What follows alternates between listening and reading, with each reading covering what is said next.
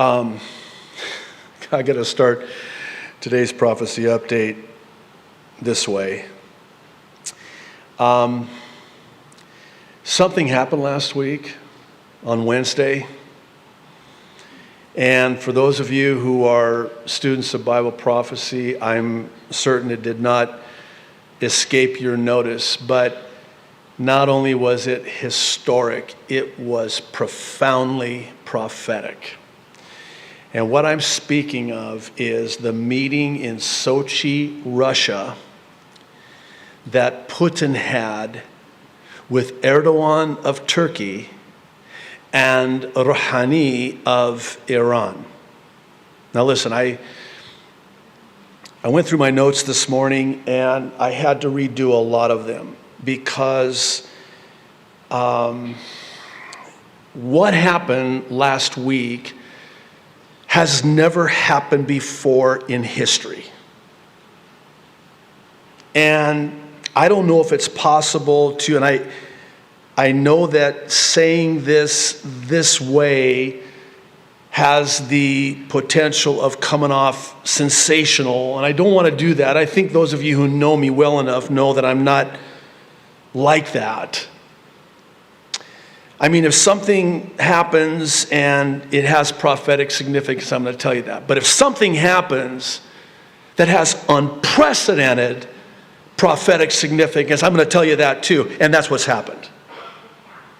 This has never happened before. Let me see if I can put this in perspective, and you'll bear with me. Right? So, didn't hear any amens on that one, but we'll just assume that you'll bear with me. In 1978, let's just say that, just to put it into perspective, that we're having a prophecy update in 1978. You know what's happening in 1978 at that time? Iran is one of Israel's greatest allies. Iran! This is pre-1979, when it became the Islamic Republic of Iran under the Ayatollah. That was 1978. Let's say we're still in 1978 and we're doing a prophecy update. How about Turkey? Turkey was the place where the Israeli would go to vacation. Turkey!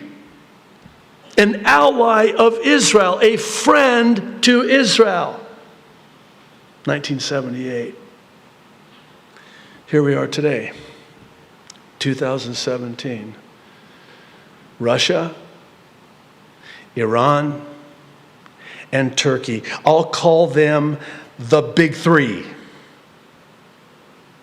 And I'll call them the big three because they're the main three that will be at the helm of this alliance, chiefly with Russia and Iran, that is prophesied about in Ezekiel chapter 38, some 2,500 plus years ago.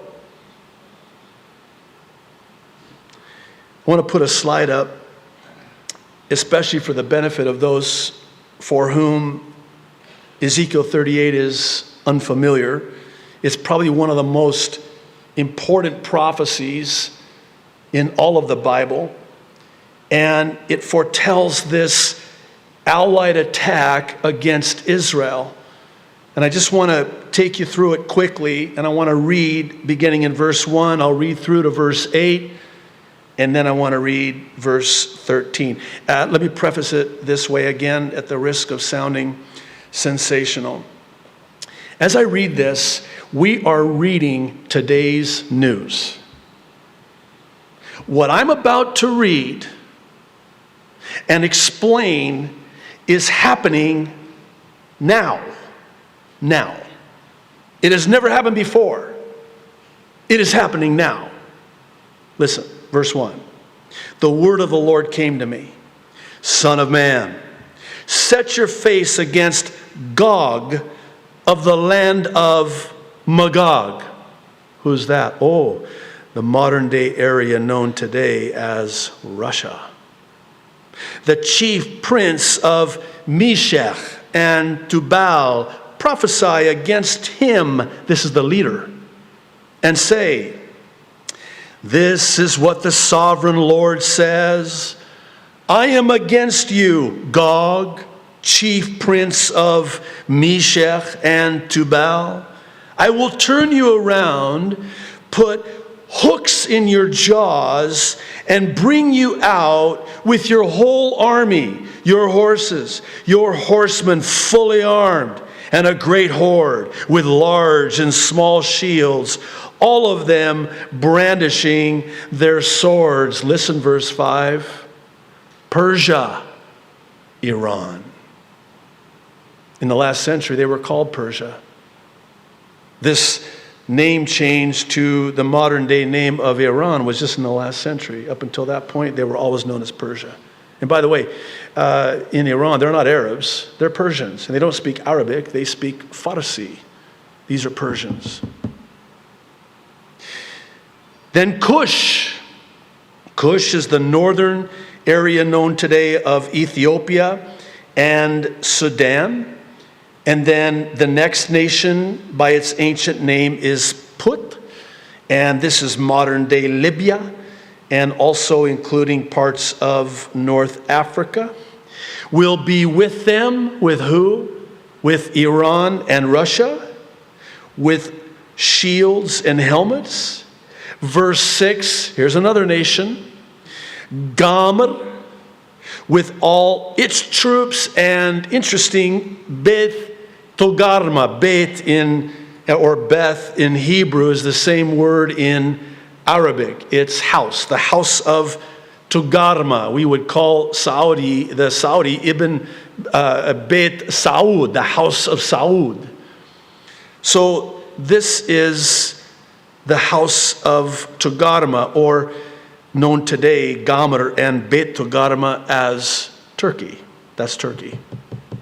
Gomer. And by the way, we know that because of the ancient records, but it says in Ezekiel, "from the far north with all its troops and the many nations with you." So if you get a map like I have here and you go all the way to the north, that is Turkey.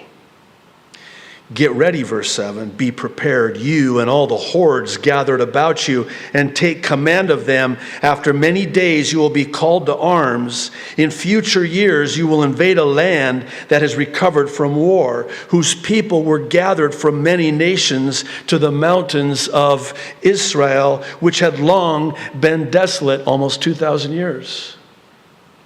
"They had been brought out from the nations, and now all of them live in safety," better translated in security and prosperity, which explains what we're about to read in verse 13. Listen. Sheba and Dedan. Who's that? Oh, Saudi Arabia. Saudi Arabia. Oh, they're aligned with Russia and Iran and Turkey? No. Listen to this. "And the merchants of Tarshish and all her villages," or as some of your translations render it, "the young lions thereof." These are the young countries, which is why some believe this is a reference to the UK, of which the national symbol is a lion, and the young nations from the UK, the US. So if that's the case, then what do Saudi Arabia and the UK and the US do? Oh, they just protest. They question the attack. Listen to what they ask. "Have you come to plunder? Have you gathered your hordes to loot, to carry off silver and gold, to take away livestock and goods, and to seize much plunder?" Or, as another translation renders it, "to take a spoil"? This presupposes that there's a spoil to take in Israel. Oh, is there? You know there is. You remember, it wasn't that long ago that they found natural gas and oil that makes the oil and natural gas in Saudi Arabia and even Russia look like child's play. Oh, you're exaggerating. Not really. There is so much oil and natural gas that Israel has now. Not to mention the technology, the prosperity. Israel is dwelling securely and is prospering like no other nation on earth today. And the spoil is there for the taking. And make no mistake about it, this is exactly what is happening. And this is exactly what this is about.